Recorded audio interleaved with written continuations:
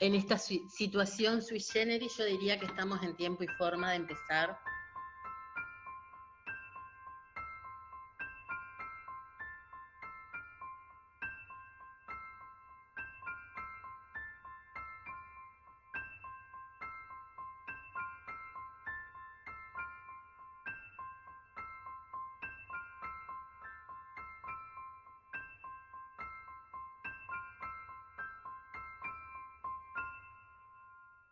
Gran parte del interés de esta presentación era poder compartir, digamos, en el ámbito de la Facultad de Psicología de la Universidad de la República, una tesis que llevó muchos años de una investigación eh, sobre la transmisión del psicodrama en Uruguay en el periodo entre el 73 y el 85. Después voy a poner en contexto la situación. Pero les quería comentar que, bueno, justamente, digamos, fue una investigación que finalmente la presenté, digamos, en Flaxo, Programa Uruguay, en una maestría de Educación, Sociedad y Política, y por ese motivo me interesaba mucho este año poder compartir, digamos, en el ámbito de la Universidad de la República, que es mi lugar donde me hice docente, bueno, y donde tengo un montón de amigas, amigos, compañeros y bueno, y toda la comunidad de psicodramatistas que también se han formado allí, y entonces era de mucho interés poder compartirla. Solo me resta, digamos, agradecerles por acompañar, bienvenidas, bienvenidos, y quería agradecer en primer lugar a todas las y los protagonistas de esta investigación, de quienes algunos están presentes, Yuyo, Elena, bueno, y muchas personas que están presentes también en el corazón, sin desconocer, por supuesto, a todas las personas que indirectamente aportaron con su trabajo y que yo no tuve la posibilidad de entrevistar. Gracias por configurar este mundo que nos permite mirar el presente con unos ojos nuevos, como dice el psicodrama, y resistir con ánimos y entereza a la adversidad.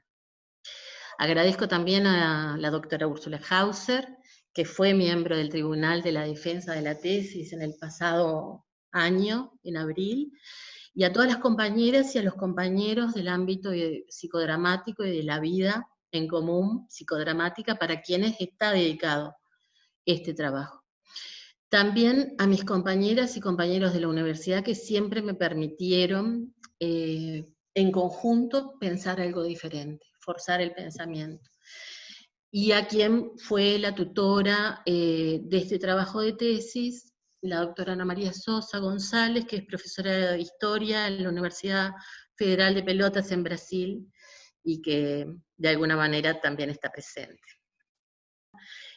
Con el tema de la cuarentena, se me hace imposible, por supuesto, eludir el contexto, y pensaba qué nos aporta esta investigación del psicodrama en Uruguay para pensar nuestro presente. Resuenan preguntas como ¿cuál es el futuro inmediato del psicodrama? ¿Cómo será la congregación de personas? ¿Cuándo será posible congregarnos? Entendiendo la congregación como juntarse, unirse, personas en un mismo lugar.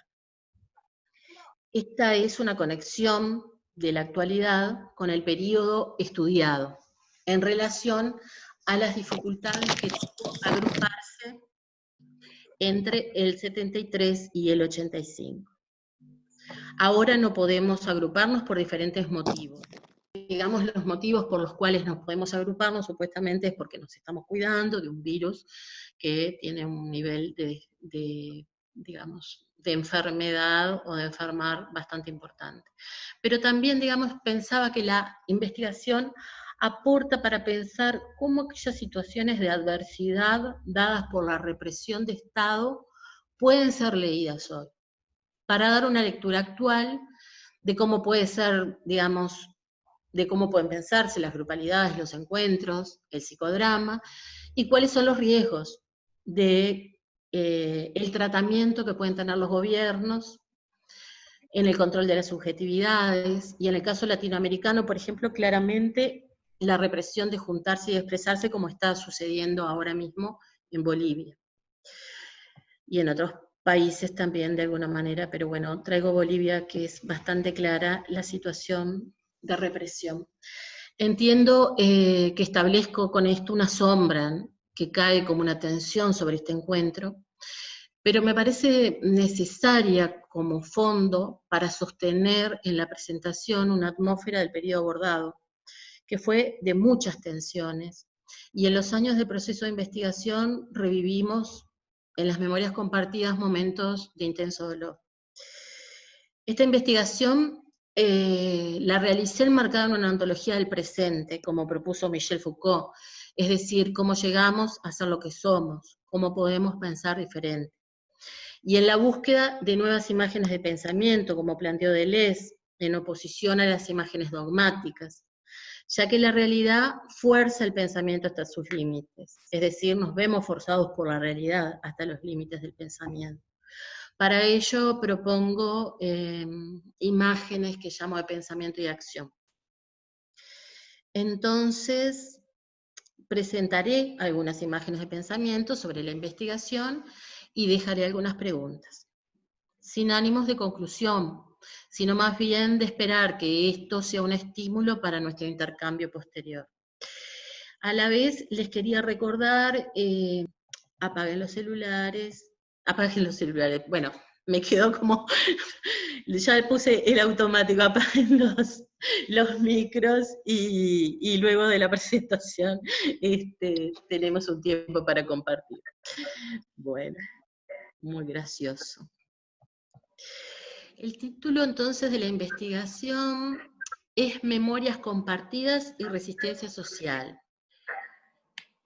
El psicodrama y su transmisión en Uruguay entre 1973 y 1985. Este periodo coincide con justamente el periodo de la última dictadura cívico-militar vivida en Uruguay. Esta investigación, pero yo realmente no quería poner la palabra dictadura en el título de la investigación y por eso me tomé el atrevimiento, digamos, justamente de poner solamente el periodo. Esta investigación además no es solo sobre la transmisión del psicodrama en Uruguay, vale decir, en ese periodo, sino que intersecciona qué memorias compartidas arrojan los testimonios y las entrevistas de las personas que fueron protagonistas de la transmisión del psicodrama en Uruguay, qué memorias arrojan compartidas sobre esa transmisión que yo interpreté a través de la investigación como resistencia social. Se planteó entonces el abordaje del psicodrama en Uruguay en el periodo 1973-1985 y su transmisión a través de un conjunto de memorias encarnadas, como dice allí, de experiencias y prácticas. Estas memorias, que luego veremos cómo trabajé las memorias compartidas, son evocadas en este presente, igual que el psicodrama, y permiten pensar en esto que decía de la ontología Foucaultiana de cómo llegamos a ser lo que somos. Las memorias compuestas en el sostenimiento de eso, llamado con el neutro lo grupal, que luego abordaré, se produjo en los grupos dedicados al psicodrama en ese periodo, y son tomadas como un modo de resistencia social, que permitieron justamente con la consolidación de un campo que trabajó sobre la transmisión del psicodrama, y también, por supuesto, veremos qué se entiende en esta investigación por transmisión.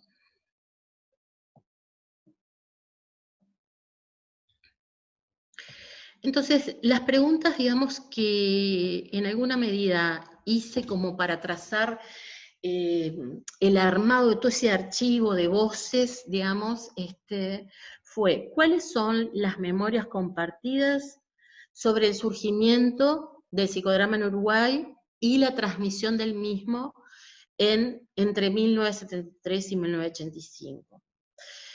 ¿Cuáles fueron las particulares condiciones que permitieron que los grupos desarrollaran el psicodrama en medio de la represión de las acciones grupales ejercidas por el régimen dictatorial?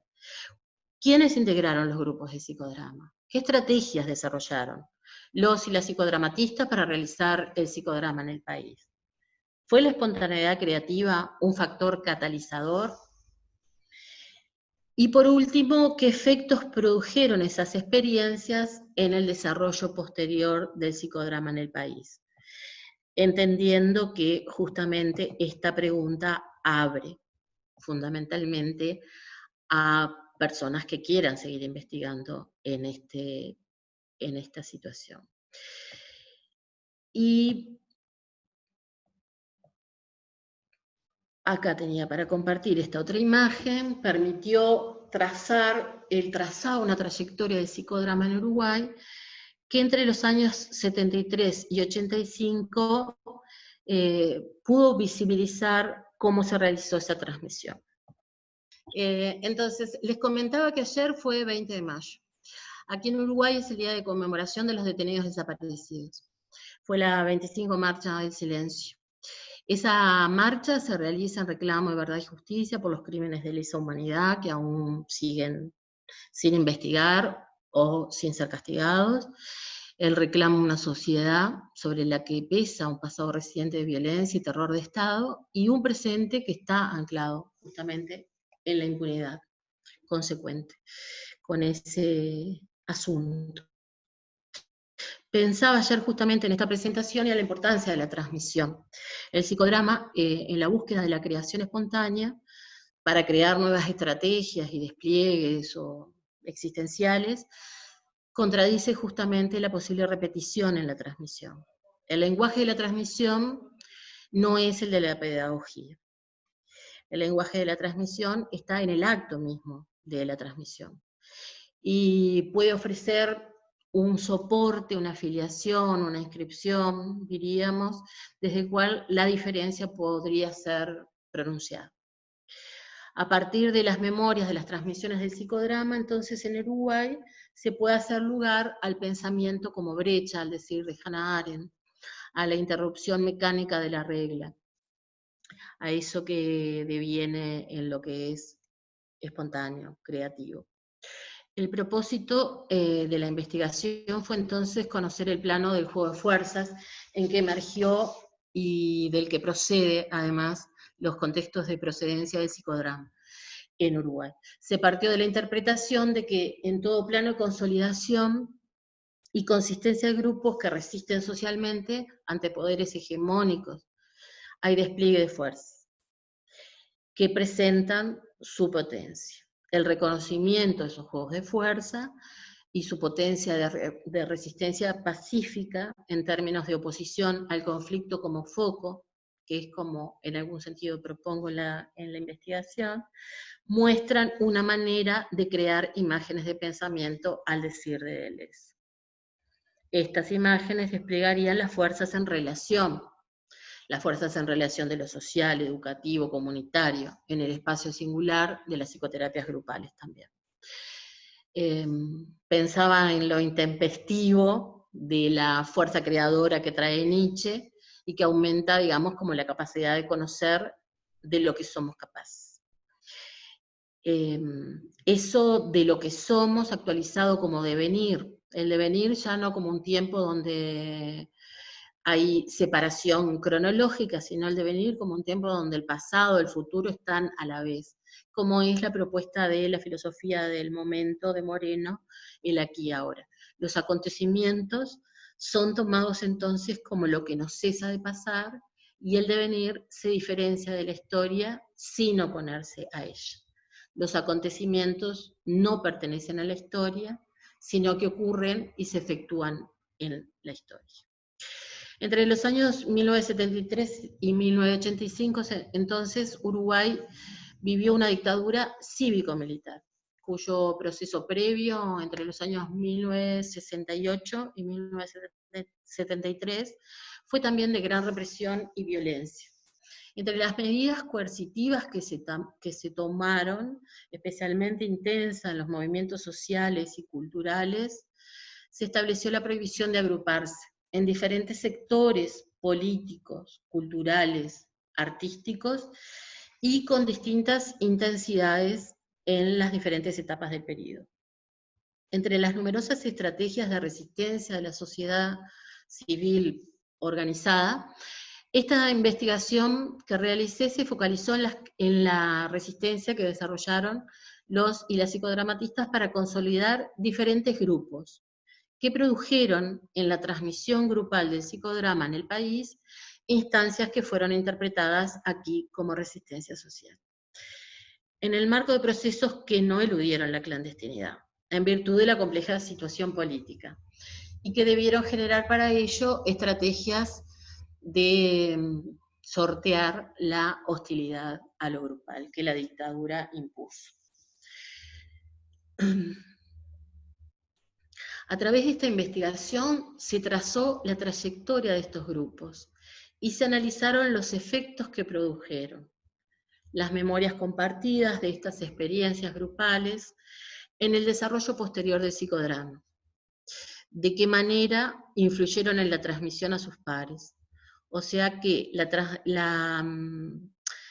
transmisión justamente tiene que ver en cómo se realiza ese acto entre, digamos, en ese acto de compartir, digamos. Y eso va tomando una cierta consistencia con el concepto de memorias compartidas. Compartí esta imagen que es de una película latinoamericana que me parece muy elocuente para hablar un poco, digamos, de la metodología o del modo, de las instancias en que se recogió, digamos, todo lo que se tomó como información.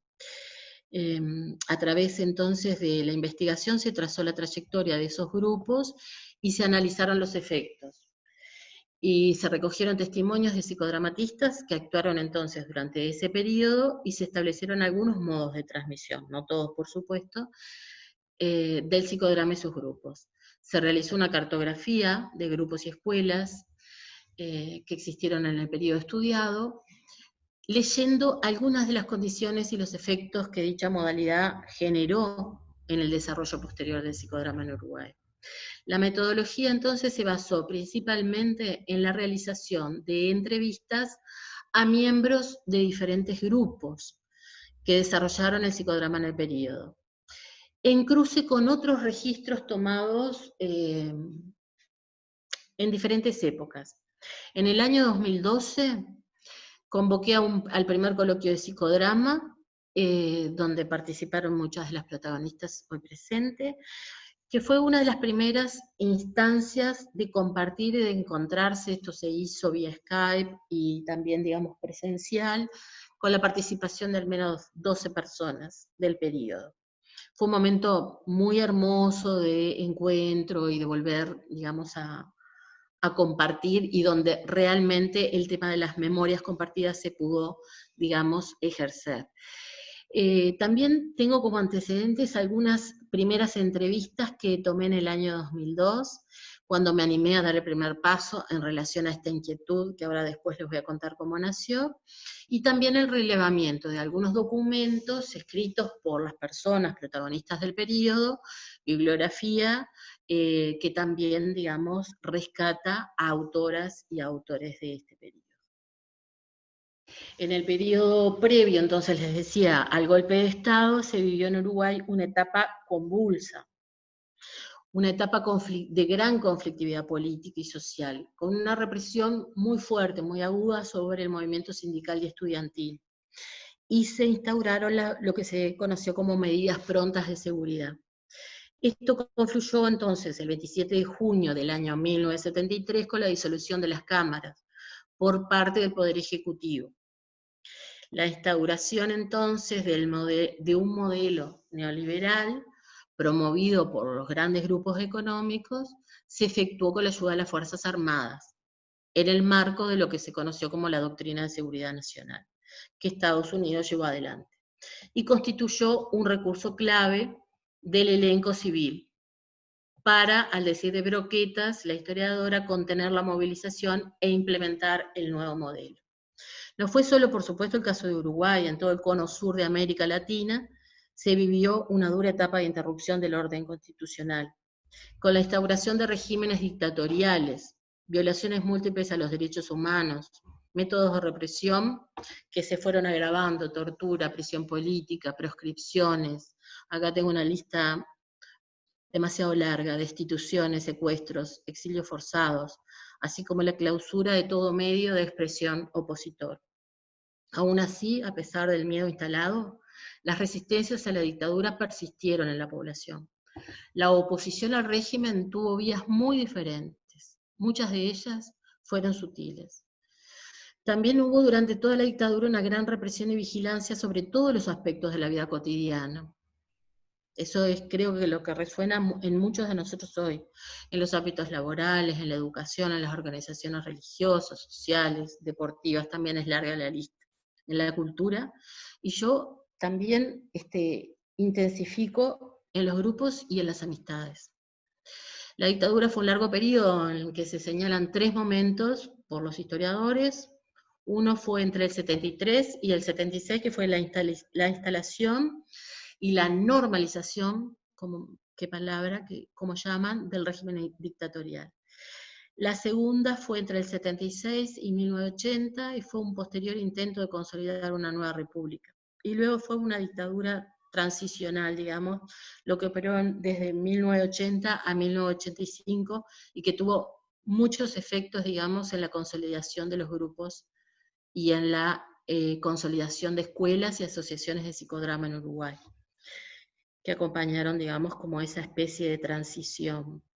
Durante la dictadura, la represión, entonces les decía que actuó sobre la vida pública y privada de las personas, y existen, digamos, como múltiples lecturas de lo que ya venía trazado por las medidas prontas de seguridad, por eso se las mencioné, y porque es importante entender que todo fenómeno, digamos, tiene esos antecedentes, y a veces la lectura posterior de los antecedentes nos permite comprender también, digamos, la consolidación de ciertas, como en este caso, acontecimientos como fue el golpe de Estado. Se hostilizó y se persiguió a las agrupaciones consideradas amenazadoras del régimen, de maneras arbitrarias, con diferentes niveles de prohibición, y también, lo que es muy importante, con la autocensura, ¿sí? Con diversos mecanismos e instancias de información y cobertura, por ejemplo, mediante infiltrados, y hasta la delación por parte de personas pertenecientes a la sociedad civil, lo que fue estimulado, digamos, por el régimen. En ese contexto adverso, me interesó saber cómo pudo consolidarse el psicodrama, dado que es grupal su modo de trabajo, y debería, digamos, basarse en una alianza de confianza. Entonces, mi pregunta implícita era, ¿cómo generaron inmunidad social? Al ser transmitido el psicodrama, entonces fue ahí que lo empecé a pensar como una forma de resistencia hacia la dictadura, aunque la misma no fuera, digamos, la oposición a ella no fuera el foco.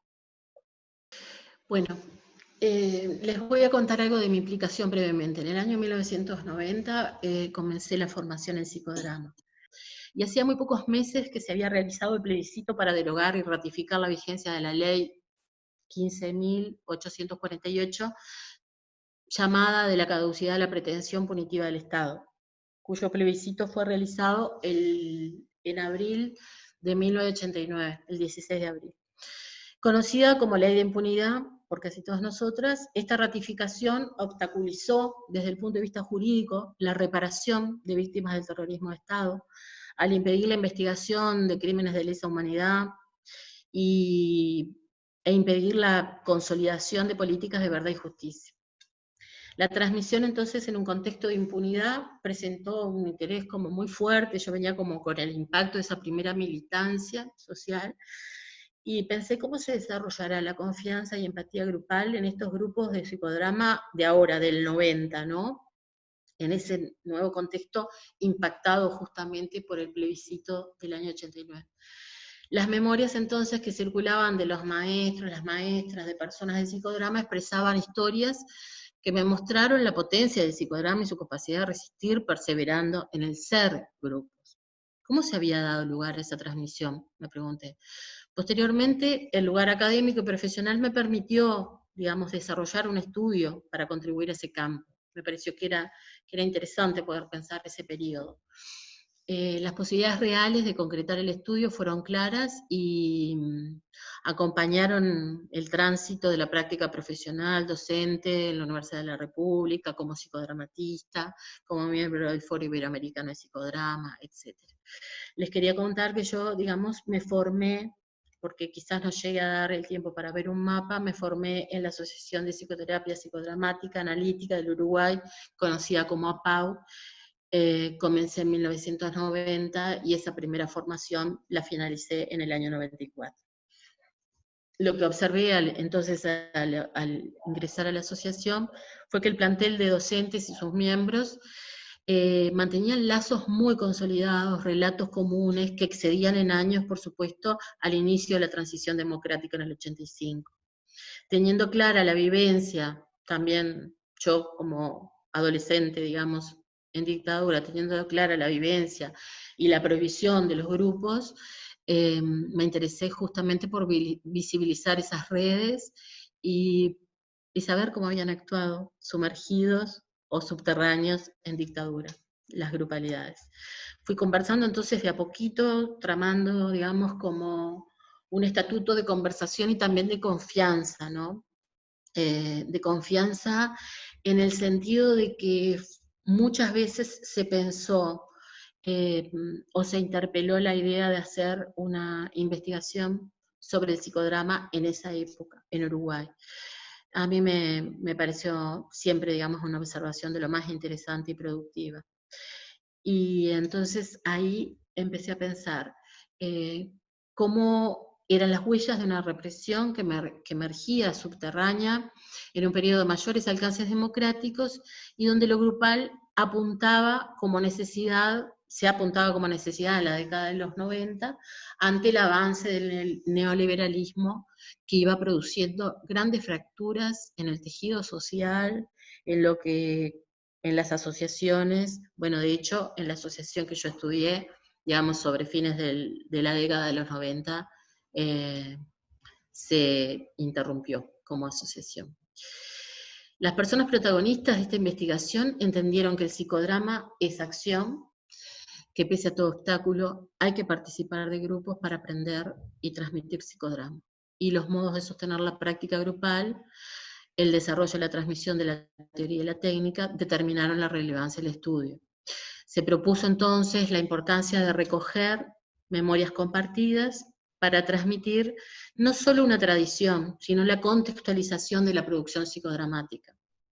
Me hizo releer, por ejemplo, toda la obra de Jacobo Levi Moreno, que fue el creador del psicodrama, y pensar cómo desde aquella capital cultural, Viena, cerca de 1921, en un imperio decadente, entre guerras, el anticipo del nacionalsocialismo en Europa, a un Uruguay en dictadura, me pareció como interesante esa tensión política del psicodrama.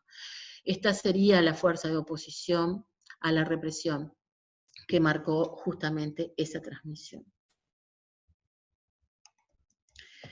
Muy bien.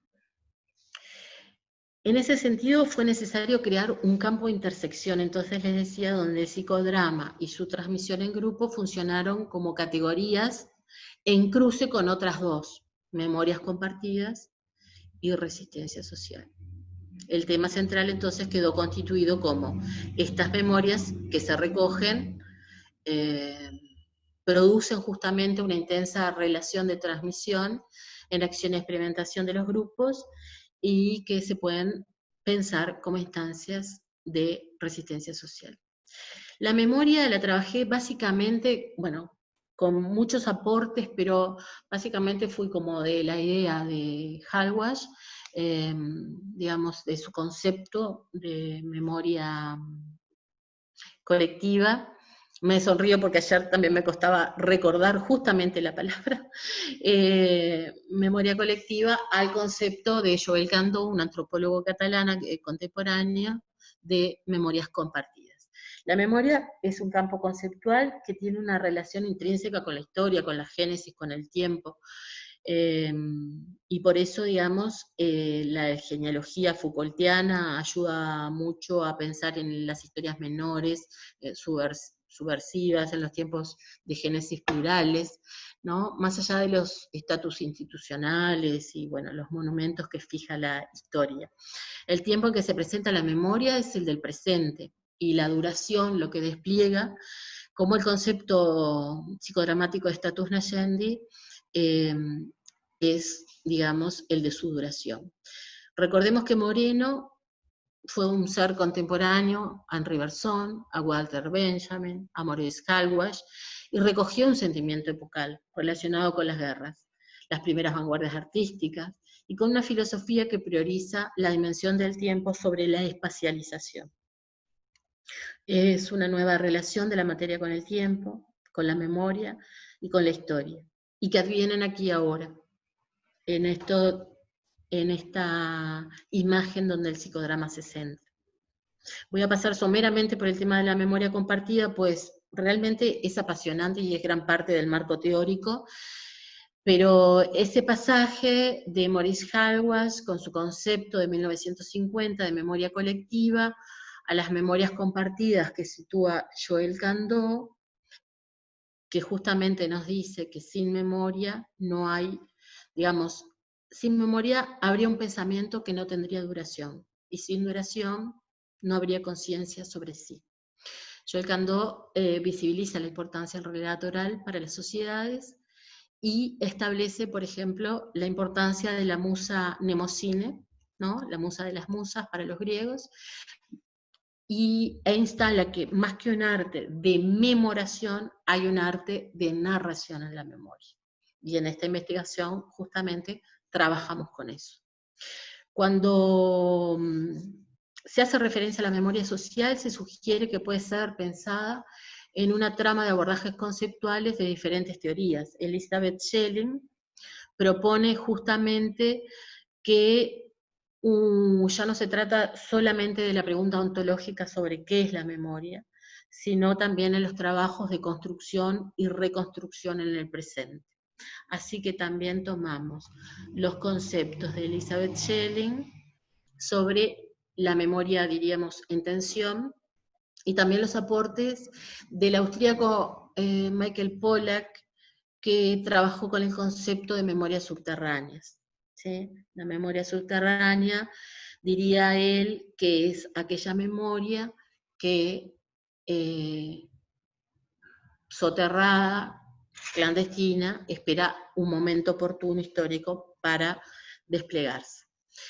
Según la perspectiva de Halbwach, en su publicación póstuma de 1950, porque debemos recordar que Halbwach murió en un campo de exterminio nazi, la memoria colectiva se crea y es sostenida en las comunidades afectivas, que son los grupos de la vida cotidiana, dice Halbwach, familia, escuela, trabajos, amigos, universidad.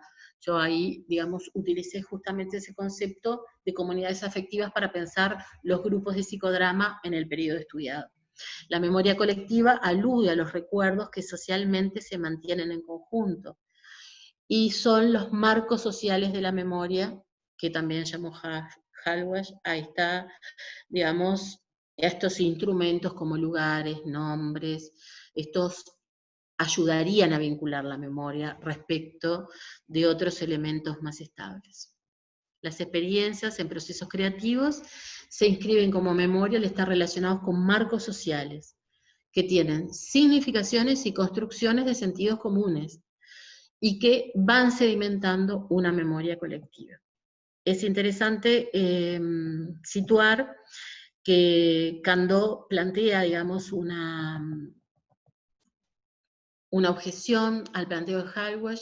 Dice Candot que también hay planos individuales o subjetivos de memoria, que no toda memoria es colectiva. También me parece interesante, defendiendo un poco la obra de Halbwach, no se trata igual de defensas, se defienden por sí mismos, pero de todas maneras me parece interesante situar que fue una producción epocal, que justamente el plano de las fuerzas en ese momento era producir ese énfasis en que había una memoria o que toda memoria era memoria colectiva. Bueno, voy a pasar, digamos, someramente a comentarles que del psicodrama hice todo como una lectura más bien política de la obra de Moreno y de la relación del psicodrama, digamos, con autores y autoras del periodo, ¿sí? Entonces, les decía que el contexto de emergencia del psicodrama fue el periodo de entreguerras, el clamor del dolor colectivo, ¿no? Por los efectos de la Primera Guerra Mundial y por el avisoramiento de lo que los totalitarismos serían capaces de producir como crueldad humana, ¿no?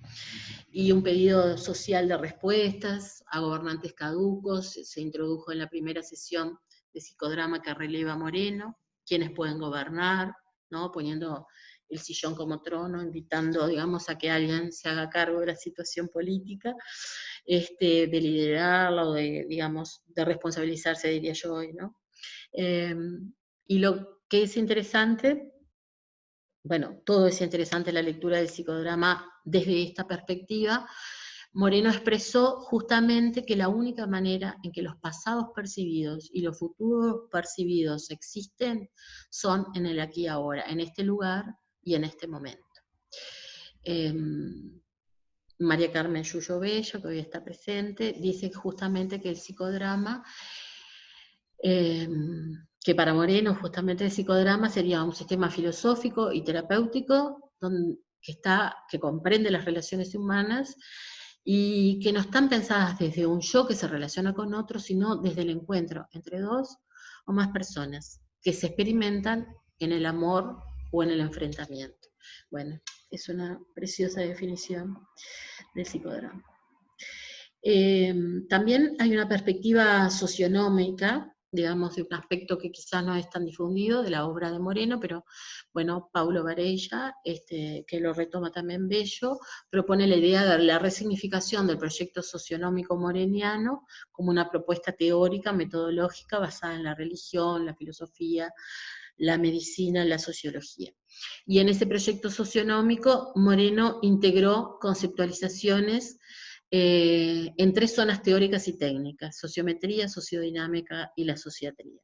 Otro día o en otro momento lo conversamos, es muy interesante, pero en algún sentido lo que me parece que intenta como destacar, digamos, en la investigación es el propósito siempre político y social del psicodrama en Moreno, y esta idea de la cura de la sociedad todo, ¿sí? Entendiendo cura entre comillas. La relación también con las artes, con la acción, con el teatro, pero Moreno siempre habló del propósito emancipador del psicodrama respecto del teatro, procurando que no sea una práctica elitista ni reproductiva. Esos dos conceptos me parecen fundamentales para pensar justamente nuevas imágenes de pensamiento. La idea justamente de que el psicodrama va a los lugares donde la gente vive, sueña, ama, trabaja, es muy hermosa, y serán, digamos, será, digamos, la propuesta de Moreno, perdón, que sin la espontaneidad, la creatividad queda sin vida. Su intensidad viviente crece y disminuye de acuerdo a la participación de la espontaneidad. Para Moreno, digamos, la archisustancia, como él le llamó, es la creatividad, y la espontaneidad sería efectivamente el catalizador. Moreno tuvo un discurrir, bueno, fui situando, digamos, siguiendo un poco la obra de Moreno en Estados Unidos, porque es muy interesante ver cómo tuvo que independizarse de asociaciones, etc. Y justamente no pudo lograr integraciones, por ejemplo, en las asociaciones de psiquiatría, porque la psicoterapia de grupo era mirada con recelo, y entonces me gusta pensar en lo que decía Eduardo Pavlovsky respecto a que el psicodrama siempre va a ser marginal. Es muy importante que uno pueda querer la marginación del psicodrama. Así que desde esta idea, justamente, tomo también el psicodrama y su transmisión. hay una cuestión que es muy interesante, que es que justamente Moreno sitúa que la lucha contra las conservas culturales es uno de los rasgos más característicos de la civilización, y se expresa mediante las más diversas tentativas por escapar a su imperio. La espontaneidad, entonces, para Moreno es una forma de energía que no obedece al principio de conservación, sino que surge intempestiva, por eso recuerdo siempre a Nietzsche, y se efectúa en el instante. Es así que el universo está ligado a esa creatividad infinita y a sus transformaciones, que son dadas por la espontaneidad como catalizador. Moreno siempre relacionó el miedo de los seres humanos a la espontaneidad con el hecho de que solo a través de conocerla y ejercitarla podrá servirse de ella. Y entonces una de las preguntas que me hago es, ¿formación o camino terapéutico? Si es posible separarlo. Y Moreno dice algo que a mí me resulta muy simpático, que es cómo hacerlo si usted, el experimentador, no participa en su acción común, sino es usted mismo un participante, un coactor. Esa pregunta se la hace justamente a los directores. Muy bien, a propósito de esto, me gusta señalar también, y es muy importante en este tema, que lo grupal, justamente lo que trabajó Juan de Brasi, que fue uno de los maestros de muchos de los participantes protagonistas, Juan de Brasi trabajó justamente la dimensión histórico-social en los procesos de producción de subjetividad, lo que incluía también considerar conceptos y referencias teóricas, como producciones históricas, y justamente ese neutro, lo grupal, saca al grupo de su calidad de ente para pensarlo justamente en un acontecimiento. Por último, respecto a las valoraciones del marco teórico y cómo se fueron entrelazando con las preguntas, es que Moreno planteó dos propósitos de las conservas culturales. Una era que justamente fueron de ayuda en situaciones amenazadoras, recordando, asegurando la continuidad de la herencia cultural, y por otro lado, digamos, actuaron como una amenaza para extinguir la chispa que estaba en el origen de la creación, ¿sí? Entonces, en ese sentido, y tomando esto, me fui a que la resistencia aquí, la resistencia social, la pensé como una categoría desde diferentes aportes, ¿sí? Si bien etimológicamente proviene de volver a ponerse en pie o contraponerse, el significado instala signos positivos y negativos.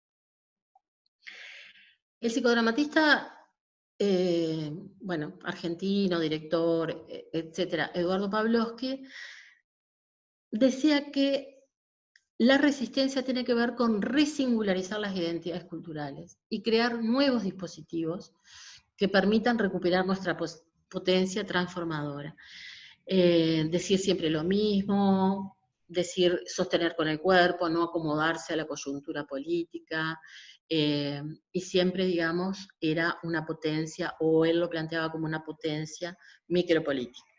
Después estuve trabajando, digamos, con aportes de autoras y autores colombianos, que piensan justamente la resistencia en democracias violentadas por los poderes y autoritarismos, y proponen justamente que la resistencia social, como acción política y liberadora, siempre puede estar producida o se produce en el punto de fuga de las fuerzas, ¿sí?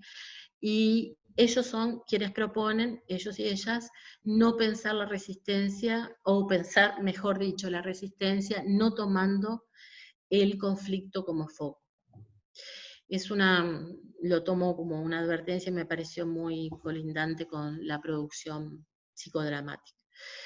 Luego las historiadoras uruguayas, La Robla y Alonso, justamente plantearon que durante toda la dictadura y bajo la clandestinidad dentro del país, la resistencia desafió permanentemente al control policial para encontrar espacios de expresión. Entonces, Caetano y Rila justamente advertían que si bien se habla mucho justamente de la resistencia como un sustantivo, o se sustantiviza muchas veces, no se ha definido exactamente, no se ha abordado exhaustivamente qué es la resistencia. Entonces, yo tomé, bueno, digamos algo que ahora va a quedar totalmente fuera, que es el estudio de las imágenes, la potencia de las imágenes, ¿sí? De las imágenes en situaciones precisas, no ontológicamente cómo funciona una imagen, sino en casos precisos, qué es lo que muestra, qué es lo que visibiliza, y justamente a partir de ahí llegué a lo que plantea él, es justamente sobre las imágenes, imagen-movimiento, imagen-tiempo, es decir, imágenes de pensamiento posibles de ser pensadas y vividas, y ya no aposentadas sobre la mímesis reproductiva. Esto porque me pareció interesante, porque justamente la resistencia muchas veces se resuelve como una imagen dogmática. Resistir es reaccionar en oposición. Y la propuesta justamente es pensar la resistencia social también como un modo de vida del propio despliegue de las fuerzas en relación, y ya no en su carácter de resistencia reaccionaria, es decir, resistencia que reacciona a, sino una resistencia que despliega, ¿sí?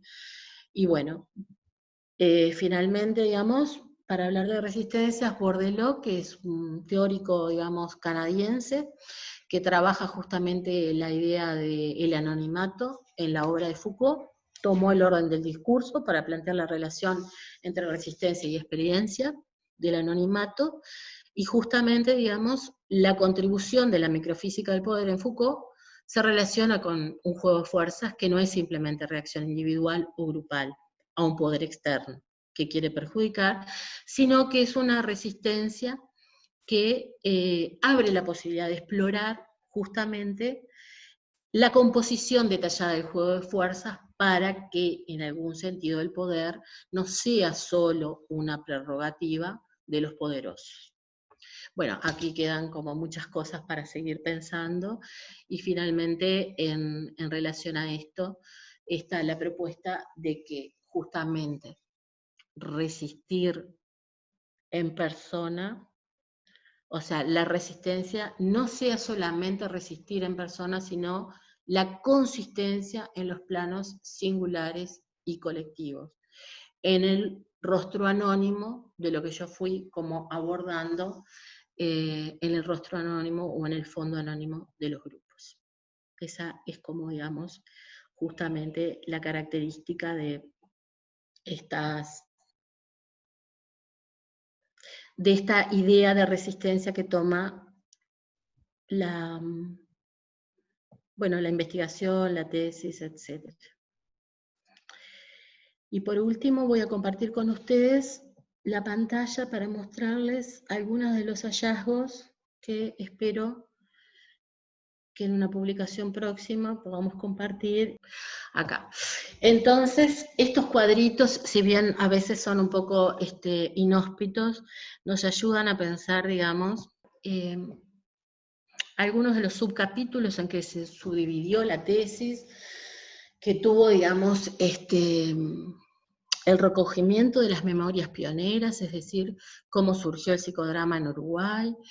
Obviamente que surgió antes del 73, fue en la década del 64, de la mano de Juan Pedro Severino, un psiquiatra uruguayo, y también de otra línea que vino con Rojas Bermúdez, que era un psiquiatra argentino que se, digamos, mencionaba como psicodramatista moreniano, ¿sí?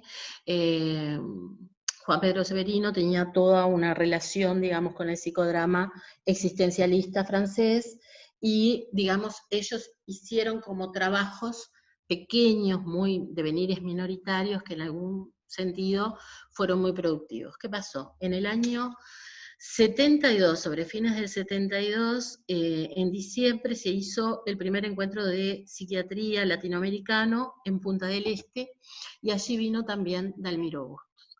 A partir de ese encuentro, Dalmiro Bustos ya con otra, digamos, posibilidad, se encontró con los psicodramatistas que se estaban formando acá en Uruguay, y ahí se empezaron a armar grupos de estudio, también con los grupalistas, que venían de la Argentina, donde venía Juan de Brase, Armando Bauleo, bueno, nombres que para algunos de nosotros son muy conocidos, y ahí empezó una larga, digamos, relación amorosa de conocimiento y de formación justamente en psicodrama.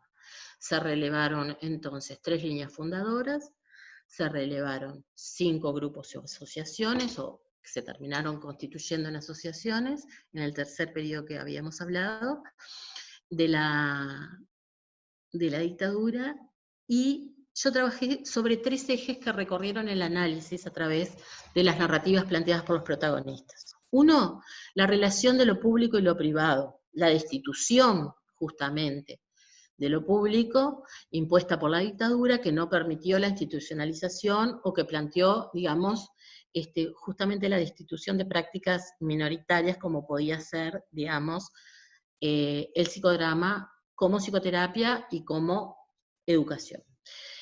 El otro eje fueron las líneas justamente de fundación y de legitimación de los grupos que hicieron el psicodrama en ese periodo, y la tercera línea importante fue la institucionalización de corrientes hegemónicas, que ya habían estado establecidas en el campo de la clínica psicoterapéutica y que diagramaron de alguna manera ese campo de una determinada manera. Es decir, qué peso tuvo la psiquiatría, qué peso tuvo el psicoanálisis, qué peso tuvieron, digamos, estas modelizaciones en el desarrollo del psicodrama en Uruguay. Un tercer elemento para la comprensión justamente de omisiones de muchas de las transmisiones en psicodrama fueron dadas por el marco de confidencialidad de los grupos terapéuticos y formativos. Por lo tanto, de alguna manera, digamos, esta investigación sortea muchas de esas dificultades, porque justamente al recordar también, digamos, había relaciones que estaban marcadas justamente por la pertenencia a grupos terapéuticos. Eso me pareció, digamos, realmente un apunte muy interesante. Decía Galina dijo Galina en una entrevista, Galina fue una maestra que vino de la Argentina y que formó, digamos, a muchos de los psicodramatistas que después terminaron, digamos, teniendo la asociación de psicodrama y psicoterapia psicoanalítica. Ella decía, desde allí tuve una especie de amnesia de nombres, por seguridad, cosa que mantuve toda mi carrera. En mis notas, aún hoy, no pongo un solo apellido, solo nombre de pila. Cuando me puse a mirar las fichas, no sabés la cantidad de cosas que me acordé. Asimismo, cuando planteé en el coloquio la idea justamente de pensar en esta posibilidad de trabajo, hubo muchos movimientos. Por ejemplo, Raúl Sintes decía, yo no quiero pensar en la dictadura fue todo oscuridad y no quiero conectarme con ese periodo, ¿sí? Si bien después, por supuesto que tuvo la amabilidad de dar unas entrevistas que fueron muy profusas y que permitieron mucho trabajo. También decía Galina, había seguridad psicológica en los grupos. Lo que se decía en el grupo no podía salir.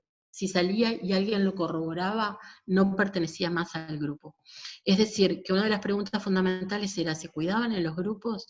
Y otra pregunta era, ¿hablaban de política en los grupos? ¿Hablaba de lo que estaba pasando? Elena Bianco justamente decía, teníamos que tener cuidado, porque no podíamos llegar todos juntos al grupo, el día del grupo. Había que coordinarse. Por ejemplo, entrábamos cada 5 minutos, poníamos como media hora para llegar todos, porque estaban prohibidas las reuniones grupales. Así van desplegándose un sinfín de testimonios, ¿no? Susana Goldstein decía, fuimos muy locos, muy arriesgados, en dictadura hacer estas cosas, actividades grupales. Sistemáticamente una vez por mes, en la calle Ábalos, que era la calle donde vivían Chiche Capucio y Bernardo Gali, decía sistemáticamente una vez por mes en la calle Ábalos era regalarse, porque los vecinos denunciaban, pero a nosotros, por suerte, nunca nos pasó nada. Y Silvia Esperanza decía, nadie tuvo conciencia de que en la casa de Bernardo y Chiche se estaba gestando una escuela de psicodrama. Yo creo que ellos tampoco tenían tanta conciencia, digamos, y eso me pareció interesante para pensar justamente esto de la resistencia no teniendo el conflicto como foco. Yuyo Bello recordaba que hasta para hacer cumpleaños había que pedir permiso a jefatura y que muchas veces festejaban permanentemente cumpleaños como modos de encubrir las reuniones grupales, ¿no? Alexis Fleitas decía que la acción para él, ¿no? En la entrevista de 2017 decía que la acción dramática y la transmisión de la teoría a través de la experimentación fue claramente una estrategia. Y señaló que el propio grupo como sostén también fue una estrategia. Yuyo recordaba que los grupos ya internalizados en la vida acompañaron siempre. Y Elena Bianco recordaba, el grupo era impresionante, la semana iba tomando sentido, porque sabíamos que los sábados a la tarde nos encontrábamos en lo de Pastora, que era alguien con quien se formó Elena. Y a partir del estudio de estas memorias, y bueno, el análisis es interesantísimo, justamente fueron surgiendo preguntas que iban motivando otras, cómo esas alternancias afectaron la capacidad de resistencia, de permanecer en los grupos, cómo generaban justamente, Galina decía, los grupos se desarrollaban muy bien, claramente tenían una ideología política. Los que claramente eran de derecha no iban a grupos terapéuticos. Sí podían tomar notas sobre programas de curso, pero lo terapéutico no les interesaba. Ya ven que cada afirmación, cada testimonio, cada participación abre un montón de ideas interesantes para a todos que nos interesan. Lo grupal, el sostenimiento de lo grupal, las psicoterapias grupales. En algún sentido, digamos, es unos testimonios, unas memorias compartidas fabulosas. Para cerrar esta parte voy a decir que Yuyo contaba que el grupo era un refugio donde podían trabajar las situaciones sociales a partir de la creatividad y la espontaneidad. Dijo Yuyo, recuerdo miles de dramatizaciones en que unos nos dirigíamos a otros. Recuerdo un sueño que me dirigió a alguno de mis compañeros, un sueño en que aparecían mis miedos más antiguos, más infantiles, el miedo a la mujer a la cabeza cuadrada. Y entonces así, Yuyo decía, sufro de terrores nocturnos, porque me despertaban todas las noches a las 4 de la mañana, esa era la hora en que venían a buscar a la gente a las casas. Y leía Freud de las 4 de la mañana en adelante, leía La Grada Vida de Jensen, artículos sobre arte y Leonardo da Vinci. Sería una manera, dice Yuyo, de elaborar lo que vivíamos. Seguro que sí. Y Elena refirió entonces a que lo grupal y la trama grupal, eso que Moreno llamó la verdad del alma, tiene que ver con las formas en que se puede transcurrir en grupos. Dice Elena, el psicodrama de Moreno no está hecho para vivirlo individualmente, sino singularmente, que no es lo mismo. Singular, pero viviendo lo colectivo.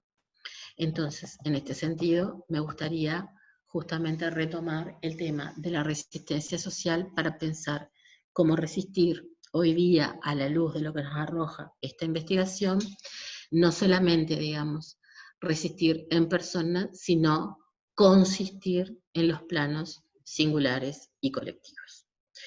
Bueno, gracias a todos por compartir. Yo sé que es una tensión en el campo del psicodrama, es una tensión conceptualizar, meter ahí toda una maquinaria, una aparatología teórico-conceptual, pero me parece que es muy importante revitalizar, digamos, la potencia de este cruce de la transmisión del psicodrama, que efectivamente, digamos, el tema es que se consolidó como campo en Uruguay, en esta adversidad hacia lo grupal, ¿no? Entonces, realmente, digamos, me pareció siempre que el aporte de las resistencias sociales, que, bueno, es un interés personal, pero también es necesario, digamos, para la vida, para poder seguir en la vida y perseverar, ¿no?, en el ser, me pareció muy importante como justamente un grupo, varios grupos, muchas personas que no estaban pensando, que estaban resistiendo, eso quizás es una interpretación que como todo acontecimiento puede ser dado después su lectura, justamente más que como una inserción en el ámbito académico y todo, que por supuesto eso también, digamos, este tipo de artefactos lo logra, y eso por supuesto que no somos inocentes al respecto, me parece fundamental, digamos, poder justamente recorrer la obra de Moreno, recorrer la obra de autoras y autores latinoamericanos, recorrer la obra de Úrsula, recorrer, digamos, la obra de muchas personas que han aportado, digamos, a este campo de trabajo que tiene que ver con la memoria colectiva, pero con las tensiones que también hay en esos campos, visibilizarlos como fuerzas, visibilizar el campo de la transmisión, ¿sí? Y justamente, digamos, tratar de consolidar una resistencia, e insisto, en que no sea una imagen ya conocida de conserva cultural en psicodrama o de imagen dogmática en Deleuze, que sea repetitiva, reproductiva, es decir, ir en contra de algo, sino, digamos, tratar de trazar, no sé si en paralelo, como decía Marcela, pero, digamos, trazar otros planos de la vida que consistiendo, digamos, ¿no? Ya no resistiendo, sino consistiendo en las dimensiones singulares, esto que decía Patti, ¿cómo hago para no estar en un grupo? Bueno, quizás ese deseo haga crear la posibilidad de ir hacia lo grupal y de estar en la vida, de estar juntos, porque bueno, la pregunta sería, bueno, bien, sí, vamos a estar un tiempo, ¿no? Después haremos algo con esto que sucede y haremos otras cosas. Pero ¿cómo podemos pensar y tensionar el pensamiento? Acción, por supuesto, que siempre tiene cuerpos. El pensamiento no está, digamos, ahí boyando. Eso es lo que el capitalismo cognitivo nos quiere hacer creer. El pensamiento encarna. Y estas memorias del psicodrama son memorias encarnadas en cuerpos que son los nuestros, que sentimos, que, que vivimos, y bueno, y esta atención les quería agradecer a quienes sostuvieron, digamos, el auditorio para escuchar, porque yo sé que es un poco, digamos, como se aleja un poco del relato, pero también, digamos, a mí me interesa mucho esto de justamente, de que se pueda seguir también en un trillo, porque de conceptualización, de teoría, que interconecte el psicodrama con otros aspectos, con otras dimensiones de la política, ¿sí? Que son, digamos, de la política afectiva, como vos decías, que está buenísimo porque justamente creo que es en la política afectiva donde podemos encontrar hoy nuevas pistas para pensar nuestro presente, que eso es siempre lo que importa.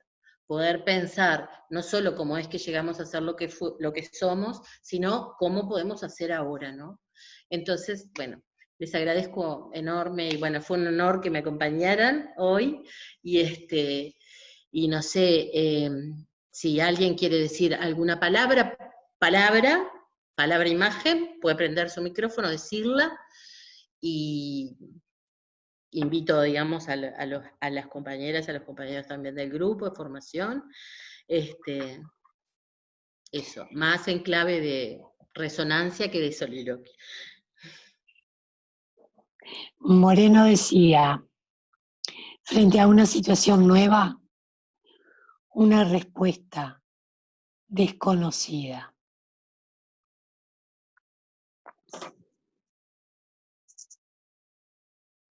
Gracias de corazón. Bueno, yo quiero dejar plantado mi deseo cada vez más fuerte de volver a la calle y hacer psicodrama y encontrarnos ahí, viendo qué pasa. Sí, me apunto a esto y espero verles a todas en mayo del próximo año. Muchísimas gracias, Carmen. Un beso para todas y todos. Fantástico fue. Gracias. Bueno, si les parece, porque ya es muy tarde, podemos ir, decía Didi Uberman sobre Pasolini, que las imágenes luciérnagas son aquellas que justamente muestran, o podrían mostrar de alguna manera, la insistencia de los pueblos en no desaparecer. Entonces, capaz que podemos irnos haciendo luciernas, que es apagamos y prendemos la cámara, prendemos y apagamos la cámara y nos despedimos. Muchas gracias por el encuentro. Gracias. Gracias. Gracias. Amén, gracias. Muchas gracias. Muchas gracias, la verdad que estuvo muy bueno. Muchas gracias. Gracias, Carmen. Muy Muchas bueno. gracias. Gracias por compartir. Hasta pronto. Gracias. Chao, chao. Chao. Chao, gracias. Las luciérnagas, no se olviden. No se vayan con las manos, váyanse como luciérnagas.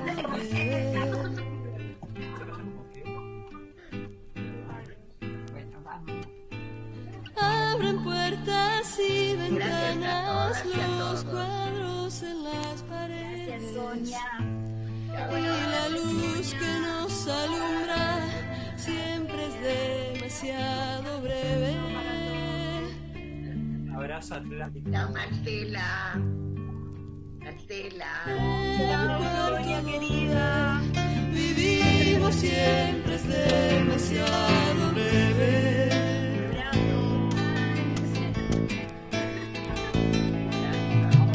De noche sueña la sed del agua que no se bebe y el fantasma que soñamos siempre es demasiado breve.